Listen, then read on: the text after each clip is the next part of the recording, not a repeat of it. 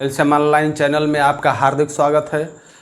आज आधुनिक इतिहास के अंतर्गत हम लोग ये देखेंगे कि 1857 का जो भयानक विद्रोह हमारे देश के लोगों ने किया अंग्रेज़ों के खिलाफ, वह विद्रोह वास्तव में असफल क्यों हो गया, क्या कारण था कि वह विद्रोह सफल नहीं हो पाया। आज उसके भी विषय में हम लोग चर्चा करेंगे और ये भी देखेंगे कि जो कारण थे हमारी असफलता के, उन कारणों से हमें क्या सीख मिलती है और आगे की जो लड़ाई, क्योंकि अंग्रेज़ों के खिलाफ जो लड़ाई थी वो कोई छोटी मोटी लड़ाई नहीं थी। वह 100 साल से हमारे देश पे कब्जा जमाए बैठे हैं, तो उनको हटाना भी जो है पल भर का काम नहीं है कि आप जो है एक बार विद्रोह कर देंगे और वो हट के चले जाएंगे। अरे जिसके जो है मुंह खून लग चुका हो, वह उसको जो है यहाँ से हटाना बड़ा मुश्किल काम था। और वो जानता था कि ये सोने की चिड़िया जो है, जब तक ये हमारे चंगुल में रहेगी तभी तक पूरे विश्व में हमारा साम्राज्यवाद को कायम रहेगा। जैसे ही ये हाथ से निकलेगी हम तुरंत धराशायी हो जाएंगे। और होता भी यही है, जब हम लोग आज़ाद होते हैं तो उनका महत्वपूर्ण इनकम का स्रोत बंद हो जाता है और उनका जो ताकत रहती है कमज़ोर हो जाती है। तो आज हम ये देखते हैं कि 1857 के विद्रोह का असफलता का मूल कारण क्या था, ठीक। और इस कारण के साथ ही हम लोग ये देखेंगे कि 1857 के असफलता के बाद जो है हमको कौन सी सीख मिली ना। बाद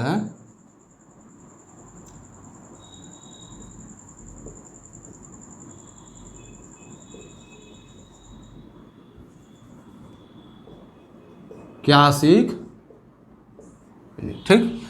तो सबसे पहले हम लोग देखते हैं कारण के विषय में कि 1857 के विद्रोह की असफलता का कारण क्या था। तो जो है सबसे पहले आप लोग ये देखेंगे कि जो हमने 1857 का विद्रोह पढ़ाया था दोस्तों, वह विद्रोह आप लोग देखेंगे कि वह विद्रोह कहाँ कहाँ हुआ। कानपुर में हुआ, ठीक। कहाँ हुआ? मेरठ में हुआ, ठीक।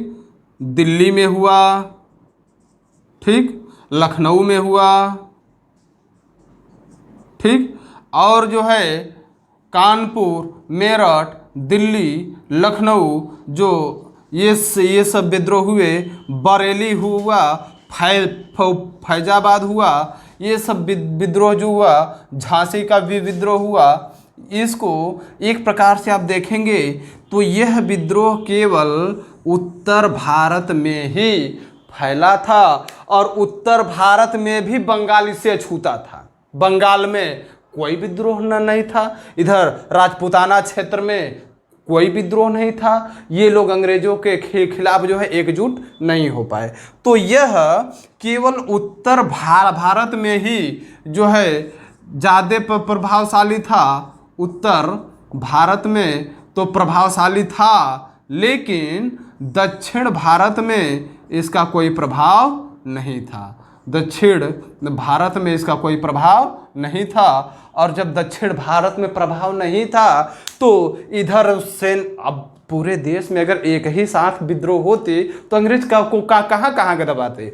अब इधर जो है अंग्रेजी सेना कम पड़ी तो दक्षिण भारत से मंगा लिए। अब दक्षिण भारत में भी विद्रोह अगर प्रारंभ हो गया होता तो ये लोग उत्तर का दबाते कि दक्षिण का दबाते, कहाँ का दबाते। और इस तरह से ये लोग जो है हार जाते और इनकी मजबूरी हो जाती 1857 में ही भारत को छोड़ना। और इस प्रकार जो है केवल उत्तर भारत में विद्रोह होने के कारण ही यह विद्रोह जो है हम लोग का सफल नहीं हो पाया। अब इसका दूसरा कारण क्या है, अब थोड़ा सा हम लोग इस पे ध्यान देते हैं। आप लोगों को ये पता होगा कि जब कॉर्नवालिस अस्थाई बंदोबस्त लागू किया था, मैं पहले भी इसका चर्चा किया था, तो अस्थाई बंदोबस्त जब लागू किया था तो वह एक वर्ग बनाया था, सामंत का वर्ग तैयार किया था, जिनके ऊपर वह कार्यभार दिया था कि तुम अस्थाई व्यवस्था लागू करो और लागू करके जो है 10 भाग वसूलो और उसमें से 1 भाग की किसानों को दे दो और बाकी हमको दे दो, और बाकी तुम जितना वसूल सकते हो उन लोगों पे लगान बढ़ा के वसूलो, हमको कोई दिक्कत नहीं है, लेकिन हमको इतना चाहिए ना। इससे क्या हुआ कि जो है अंग्रेज जो है सामंतों का जो है एक तो तरह से जो आर्थिक स्थिति है वो ऊपर बढ़ाने का काम किए। अब सामंत लोग का समाज में अपना मान सम्मान था, अपनी धाक थी, और उस धाक को वो कम नहीं होने देना चाहते। अब वो चाहते थे कि जब तक अंग्रेज रहेंगे तभी तक हम जो है ज़बरदस्ती वसूली करेंगे और अंग्रेज को भी देंगे, अपने भी पास रखेंगे, और इस तरह समाज में हमारी पराकाष्ठा बरकरार रहेगी। और इसलिए सामंतों ने अंग्रेजों का साथ दिया, भारतीय सामंतों ने ही अंग्रेजों का साथ दिया, न कि विद्रोहियों का साथ दिया। तो सामंतों का सहयोग जो है विद्रोह को नहीं मिला, वो किसे मिला? अंग्रेजों को मिला। और कार्नवालिस, मैं पहले ही बताया था स्थायी बंदोबस्त में कि कार्नवालिस से जानता था कि एक न एक दिन हमारे शोषण से तंग आकर के यहाँ पे कोई क्रांति जरूर होगी, यहाँ पे कोई विद्रोह जरूर होगा। ऐसे ही समय में हम एक दीवार खड़ा कर रहे हैं जो आम पब्लिक से हमारी रक्षा करेगी। और वही दीवार 1857 की क्रांति में अंग्रेजों की सुरक्षा करती है और अंग्रेज बच जाते हैं, और फिर जो है भारत पे उनकी सत्ता वो कायम हो जाती है। अब जो है अगला का कारण जो है ये देखेंगे कि 1857 के विद्रोह में योग्य नेतृत्व का अभाव था। क्या था? योग्य नेतृत्व का अभाव था। ठीक। और हमारे यहाँ जो सेनापति थे, जो राजा थे, अचानक में युद्ध किए, उनकी कोई तैयारी नहीं थी, उनका नेतृत्व योग्य नहीं था। जबकि अंग्रेज की तरफ देखिए, जहां उनको लगता था कि वो कमजोर पड़ते थे, वो तुरंत जो है पीछे हट जाते थे। दिल्ली पे कब्जा करना हो तो को कर ले, हमको दिक्कत नहीं है, हम हट जाते हैं। लेकिन बाद में पुनः रणनीति बना करके दोबारा आते थे और अपने सबसे योग्य सेनापति को भेजते थे और पुनः दिल्ली पर कब्जा जमा लेते थे। तो कहने का मतलब ये है कि योग्य नेतृत्व वो होता है जो दिमाग से काम करे, कहाँ पे आप कमजोर पड़ रहे हैं तो पीछे हट जाए, फिर मजबूती के साथ आगे बढ़िए और सभी क्षेत्रों पे अपना कब्जा कर लीजिए। इस तरह का भारतीय सेना में कोई योग्यता नहीं दिखी। ये जब लड़े तो मरने या मारने के उद्देश्य से लड़े, और जैसे ही इनका कुछ क्षेत्रों पे कब्जा हो जाता था तो वह जश्न मनाने लगते थे, और उसी जश्न मनाने के चक्कर में आगे के रणनीति बनाना भूल जाते थे। जबकि अंग्रेज जो है वहां से हट करके रणनीति बना करके पूरी जोर के साथ दोबारा आक्रमण करते थे और वहां पे कब्जा कर लेते थे। और इसके बाद जो है हम अगला को कारण देखते हैं। अगला कारण है संगठन का अभाव। संगठन का अभाव।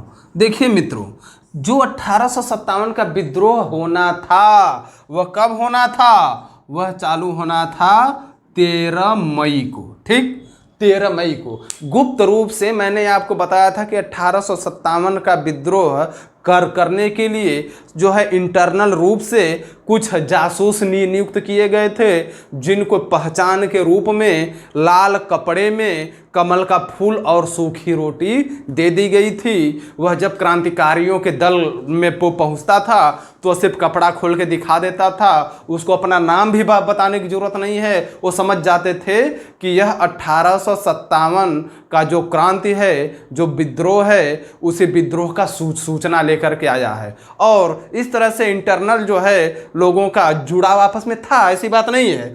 तो यह जो है इंटरनल सूचना सबको दे दी गई कि 13 मई को विद्रोह करना है। ठीक, और विद्रोह कब स्टार्ट हो जाता है? करना था तो 13 मई को, स्टार्ट हो गया 10 मई को ही। 10 मई को ही विद्रोह स्टार्ट हो जाता है। और जब 10 मई को विद्रोह स्टार्ट हो जाता है तब जो है बाकी के लोग तो कंफ्यूज हो जाते हैं कि भाई हमको तो तेरह में ही सूचना दी गई थी। तो शुरू से ही संगठन का अभाव था, सूचना दी गई कुछ और विद्रोह का सब जो है स्टार्ट हुआ किसी और टाइम पे, इसलिए लोगों के अंदर कहीं ना कहीं एक कन्फ्यूजन की जो है बात थी कि हम लोग संगठित नहीं है या एक दूसरे की बात सही से समझ नहीं पा रहे हैं। तो संगठन का अभाव भी, जब विद्रोह को स्टार्ट करने में ही कन्फ्यूजन हो गया तो आगे भी इसी तरह का कन्फ्यूजन बरकरार रहा और इस कन्फ्यूजन का लाभ मिला अंग्रेजों को। कहीं कहीं वो विद्रोह दबाने के लिए नकली भेष बनाकर अपने गुप्तचर को भेज के गलत सूचना फैलवा देते थे और गलत सूचना पा करके वो लोग जो है कंफ्यूज हो जाते थे कि हम क्या को करें क्या न करें। तो संगठन का अभाव जो है विद्रोह के असफलता का मुख्य कारण था। उसके बाद जो है लक्ष्य का भी अभाव था। लक्ष्य का भी अभाव था। अब लक्ष्य का अभाव का मतलब ये कि भाई कोई विद्रोह कर रहे हो, किसी के खिलाफ जो है आप युद्ध कर रहे हो तो उसका कोई लक्ष्य होना चाहिए। तो यहाँ कोई संगठित लक्ष्य नहीं था कि पूरे उत्तर भारत से हमको अंग्रेजों को निकालना है। वहाँ पे सिर्फ लक्ष्य ये था कि भाई हम अपने क्षेत्र से अंग्रेजों को भगा के हमको हमारी राजशाही मिल जाए, हमको हमारा पेंशन मिल जाए, हमको हमारी जमींदारी मिल जाए, हमको हमारी बादशाहत मिल जाए और अवध में देखेंगे तो हमको हमारी नवाबी मिल जाए। बस इतने की जो है ज़रूरत थी। अपने निजी स्वार्थ के कारण 1857 का लोग विद्रोह किए और शायद एक लोगों को मिल जाता तो वो लोग शांत भी हो जाते न, कि भाई हमारा काम तो निकल गया, अब हम भी विद्रोह नहीं करेंगे, अब जिसको जरूरत हो विद्रोह करो। तो इस प्रकार की जो बातें थी वह भी 1857 के असफलता का कारण बनी। ठीक, इसके बाद जो है निश्चित उद्देश्य का भी अभाव था। निश्चित उद्देश्य का भी अभाव था। जैसे कि आप लोग देखेंगे कि दिल्ली में जब मेरठ के सैनिक गए, बड़े जोश के साथ गए भी। वहाँ 82 साल का जो बुजुर्ग था जो है बहादुर शाह द्वितीय या बहादुर शाह जफर, उसको जो है सत्ता जो है को कमान लेने के लिए अनुरोध किए। वो बेचारा कमान संभाल भी लेता है और दिल्ली पे भारतीय सैनिकों को कब्जा भी हो जाता है, ऐसी बात नहीं है। लेकिन ये लोग ये नहीं सोचे थे कि जिस तरह प्लासी का युद्ध, बक्सर का युद्ध या बंगाल को कब्जा करने में किस तरह से आगे पीछे करके ये लोग जो है अपनी रणनीति मजबूत करके आक्रमण करते थे, यहाँ भी तो हो सकता है। इतना आसानी से तो दिल्ली को छोड़ेंगे नहीं अंग्रेज। लेकिन जैसे ही वो लोग चले जाते हैं, ये लोग जश्न मनाने में और सरकार बनाने में लीन हो जाते हैं। ऐसा लगता है कि अब दोबारा अंग्रेज लोग दिल्ली पे आक्रमण करेंगे ही नहीं न। जो पूरे भारत को, दक्षिण से उत्तर भारत को पूरा मराठा निजाम, मैसूर जो है आपके सिराजुद्दौला बंगाल के, अवध के नवाब, दिल्ली का मुगल बादशाह, इतने लोगों को हरा दिया। क्या इतना जो है आप लोग नहीं समझ पाए कि वो दिल्ली को कैसे छोड़ सकते हैं? तो इनका उद्देश्य निश्चित नहीं था कि हमको आगे करना क्या है। और निश्चित अभाव का कारण भी जो है निश्चित उद्देश्य का अभाव भी असफलता का कारण बना। ये जो है ये हमारी असफलता का जो कारण बना न, यह भी बहुत महत्वपूर्ण था। अरे जो युद्ध में जाएगा वही तो अपने में सुधार करेगा। जो युद्ध में जाएगा ही नहीं डर के, वह क्या जो है अपने आप में सुधार करेगा। अब बहुत से लोग ऐसे हैं कि वो लोग कहते हैं कि सर जी अभी हमारी तैयारी नहीं, हम परीक्षा का फार्म नहीं भरेंगे। अरे फार्म भरोगे तभी तो पता चलेगा कि क्या हमारी कमी है क्या नहीं है, तो किस प्रकार हम क्या कमी रह गई है, तो सुधार करते करते आगे बढ़ोगे। और जब तक असफल नहीं होगे, जब तक ये समझ में आए कि हमारी कमजोरी क्या, तो दूर कैसे करोगे। तो 1857 की क्रांति जो है असफल हुई जरूर, लेकिन यह सफल होने के लिए एक दिशा दे करके गई कि हम सफल तो तभी हो सकते हैं जब हम संगठित रहेंगे। हम सफल तब भी हो सकते हैं जब हमारा नेतृत्व सही रहेगा। हम सफल तभी हो सकते हैं जब हमारा निश्चित लक्ष्य और निश्चित उद्देश्य हो। और हम सफल तभी हो सकते हैं जब हमारे रणनीति बनाने में कोई कन्फ्यूजन न हो और जब जो है फैसला लिया जाए उसी डेट पे, उसी टाइम पे जो है हर काम प्रारंभ हो। तो यह असफल हुए जरूर, लेकिन आने वाली पीढ़ी को, आने वाले लोगों को एक सीख दे करके गए कि हमने तो प्रयास किया, लेकिन इन इन गलतियों के कारण हम सफल नहीं हो पाएंगे। आगे वाली जो पीढ़ी जो है कोशिश करेगी तो इन गलतियों से सीख लेकर जो है आगे की रणनीति बनाएगी, और होता भी यही है। अब हम देखते हैं कि इसके बाद हमें सीख क्यों को क्या क्या मिली। तो इसके बाद हमें सीख मिली कि अब हमें कोई भी अंग्रेजों के खिलाफ जो है लड़ाई लड़नी है तो उसमें संगठन की जरूरत पड़ेगी, उसमें एकता की जरूरत पड़ेगी। बिना संगठन और एकता के अगर चाहें कि छोटे छोटे क्षेत्रों में विद्रोह करके अंग्रेजों को हम भगा दे तो ये कदापि संभव नहीं है। इसलिए संगठन और एकता अति आवश्यक है अंग्रेजों के खिलाफ लड़ाई लड़ने के लिए। इसके बाद जो है ये हुआ कि यहाँ पे जो ब्रिटिश लोगों का जो आंतरिक दशा था न, अब ये लोग, अब ब्रिटेन को क्या सीख मिली भाई? यह सीख केवल हम ही लोगों को नहीं मिली। 1857 का इतना भयानक विद्रोह हुआ कि अंग्रेजों के पांव भारत से उखड़ते उखड़ते बच गए। जब उखड़ते उखड़ते बच गए तो वह भी इस बात को सोचने लगेगा कि बची गया, नहीं तो सोने की चिड़िया हाथ से निकलने वाली थी। ठीक, तो यह सोने की चिड़िया आगे चल करके हमारे हाथ से न निकले, इसका जो है मूल कारण क्या है, मूल समस्या का इसका निदान किया जाए। तो ब्रिटेन के लोगों को जो सीख मिली वह ये सीख मिली कि यहाँ के लोगों पे वास्तव में बहुत अत्याचार हो रहा है। यहाँ पे मजदूरों पे, यहाँ पे किसानों पे, यहाँ पे उद्योगपतियों पे, यहाँ पे राजे महाराजाओं पे अगर इतना अत्याचार न होता, इतना असहनीय अत्याचार न होता तो ये अपनी जान देने के लिए तैयार न होते। ठीक, इस दुनिया में कौन नहीं जीना चाहता है। मतलब अगर ये जान देने और जान लेने पे आमादा हो गए, इसका मतलब वास्तव में जो हमको दिखाई देता है इससे कई गुना ज़्यादा शोषण हो रहा है, कई गुना ज़्यादा क्रूरतापूर्वक अत्याचार हो रहा है। अब उनके इंटरनल समस्या को सुधारना चाहिए, और नहीं तो अगली बार ये लोग सीख ले चुके हैं, अगली बार जब विद्रोह करेंगे तो हम लोगों को उखाड़ के फेंक देंगे। तो ब्रिटेन को सीख मिली कि अब ये भारत के लोगों को, भारतीय लोगों को आंतरिक दशा में क्या करेंगे, सुधार करेंगे, आंतरिक दशा में सुधार करेंगे। और इसी क्रम में आप देखेंगे कि जैसे विद्रोह समाप्त होता है, महारानी विक्टोरिया 1858 ईस्वी में इंग्लैंड से भारत आती है और इलाहाबाद के मिंटो पार्क में बैठक करती हैं और कहती है अब हमको कंपनी पे कोई भरोसा नहीं है, कंपनी ने ऐसा अत्याचार किया, ऐसा क्रूरतापूर्वक शोषण किया कि यह सोने की चिड़िया हमारे हाथ से निकल जाती। अब जो हम डायरेक्ट यहाँ के लोगों से मिलेंगे, उनकी क्या समस्याएं हैं, अब जो हम कहेंगे वही होगा। अब कंपनी के हिसाब से भारत की सत्ता नहीं चलेगी। ठीक, तो इसमें अब भारत के आंतरिक दशा की सुधारने की बात इंग्लैंड में जो है लोगों के मन में आने लगा। इसके बाद जो है अगला जो है यहीं से हमारी संवैधानिक दशा का सूत्रपात हुआ। संवैधानिक जो है आप देखेंगे कि हमारा जो संविधान आज बन के तैयार हुआ है वह संवैधानिक विकास का इसी घटना से क्या हुआ, सूत्रपात जो है उपराम। मतलब कि अब यहाँ से 1858 के बाद से जो घटनाएं घटेंगी न, जो फैसला लिया जाएगा ब्रिटेन से, वह धीरे धीरे आप देखेंगे कि किस प्रकार से 1858 से लेके फिर धीरे धीरे 1813, 1833 और इस प्रकार से बढ़ते बढ़ते धीरे धीरे हमारा संविधान का विकास का क्रम यहीं से तो चालू हो जाता है। ठीक, इसको संवैधानिक विकास वाले टॉपिक में हम इसको आपको बताएंगे।